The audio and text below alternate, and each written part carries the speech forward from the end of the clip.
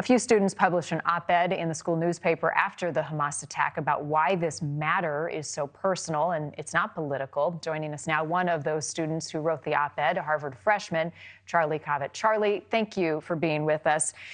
First of all, she'll remain in office, President Gay. Your thoughts on that? As I read your op-ed, you were in support of her condemnation, but when you heard what she said on Capitol Hill, how did that make you feel, and now knowing she will stay?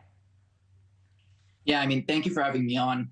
I think that, it is important to note that relative to the other Ivy League and elite university presidents, Claudine Gay is actually the only one who condemned Chansa from the river to the sea. And she's actually been very forceful in standing by the Jewish community. I think that what we saw on Capitol Hill was the question of what is actually the action that the university is going to take against those students. And I think that's where that's where there perhaps remains a bit of a gap.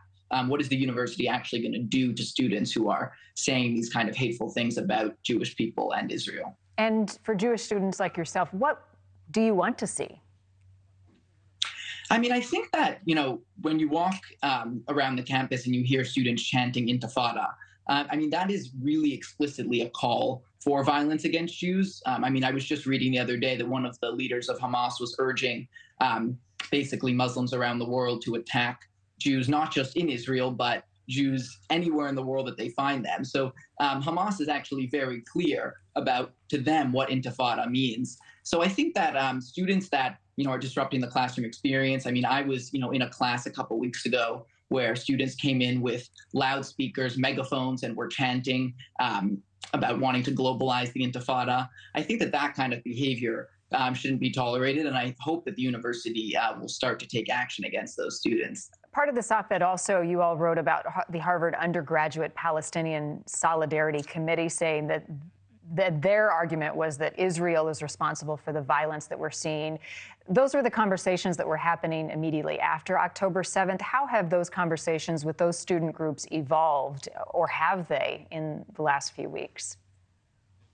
I mean, I think that in the eyes of a lot of the Jewish community, obviously I can't speak for everyone, but I think that the Palestinian groups really lost a lot of credibility in the way that they responded to October 7th. I mean, this was, regardless of one's political views, really a traumatic day for the Jewish people. I mean, as I'm sure most people know, it was the most Jews killed on any one day since the Holocaust. And so to not even really have an expression of empathy from the Palestine Solidarity Committee, but rather just an immediate rush to essentially condemn Israel, I think that that was incredibly disappointing. And now the conversation has shifted more to Gaza and obviously, I think that it's important to note that the Palestinian groups on campus are not actually objecting specifically to what's happening in Gaza, but they're actually opposed to the existence of Israel itself. They call Israel a settler colonialist state, call it an example of white supremacy.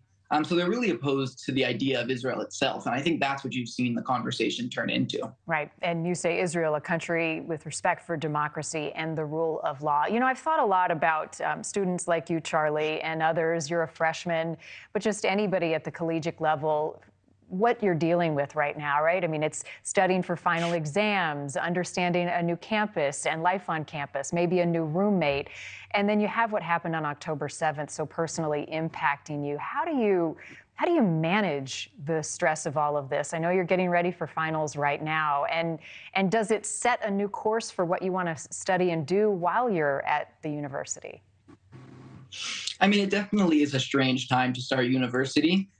I do have, my finals this week, which I'll admit I've been procrastinating on a little too much in terms of studying. I mean, I think that what's definitely especially challenging about it is seeing a lot of the figures that we're supposed to look up to. So, for example, my proctor, which is essentially an RA, reposted someone on Twitter who wrote that no moral litmus test could really be offered on what happened on October 7th.